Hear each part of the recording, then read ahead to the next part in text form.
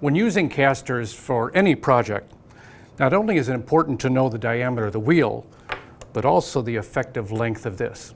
And I find sometimes with a tape measure, it's kind of hard to lay this out and see. I'm Jim Heavey from Wood Magazine, and here's a quick tip from our file on how to make sure that that measurement is exact. I just take the caster and put it in a vise like so, and just put a little tension on it. So now measuring across the open jaws of my vise, I can tell that the overall height of this is exactly 2 3/4 inches.